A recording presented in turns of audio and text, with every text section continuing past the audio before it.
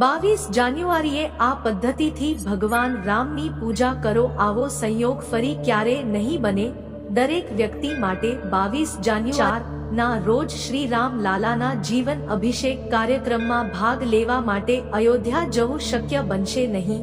આવી સ્થિતિમાં અહીં આપેલી પદ્ધતિ અનુસાર ઘરે પૂજા કરવાથી તમે અયોધ્યા જવા સમાન પરિણામ મેળવી શકો છો. 22 જાન્યુઆરી 2024 એ સનાતન ધર્મમાં માનનારાઓ માટે ખાસ દિવસ બનવાનો છે. ઘણા દાયકાઓની રાહ જોયા બાદ અયોધ્યામાં રામજન્મભૂમિ પર રામલાનું ભવ્ય મંદિર બનાવવામાં આવી રહ્યું છે.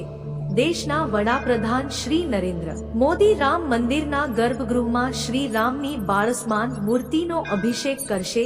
આ દિવસે દેશનો દરેક વ્યક્તિ અયોધ્યા જઈને ત્યાં થઈ રહેલી આ ભવ્ય વિધિનું ફળ ભોગવવા ઈચ્છે છે, પરંતુ એવું શક્ય નથી કે દરેક વ્યક્તિ ત્યાં ભગવાન શ્રી રામની પૂજા કરી શકે.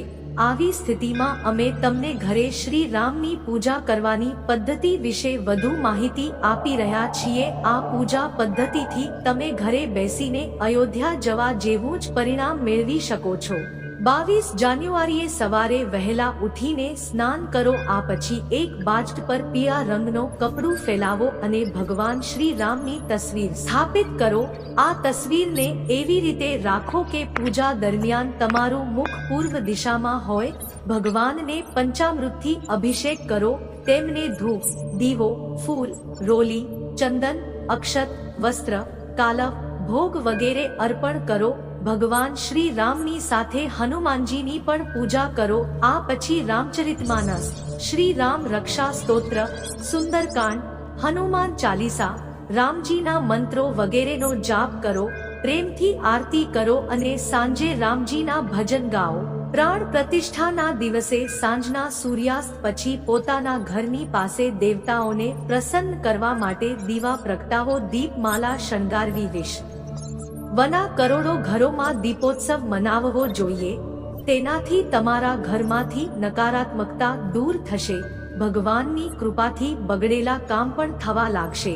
સોમવાર 22-20 જાન્યુઆરી 24 પોષ મહિનાના શુક્લ પક્ષની કુર્મ દ્વાદશી છે.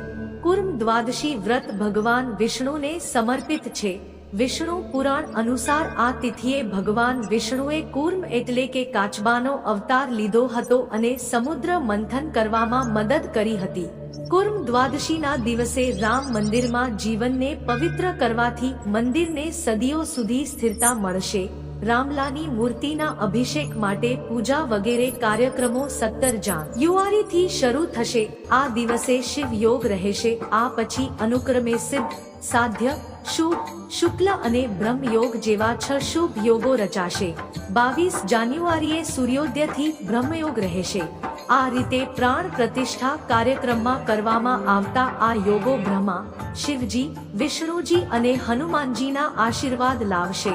મિત્રો, માહિતી પસંદ આવી હોય તો કોમેન્ટમાં જય શ્રી રામ અવશ્ય લખજો.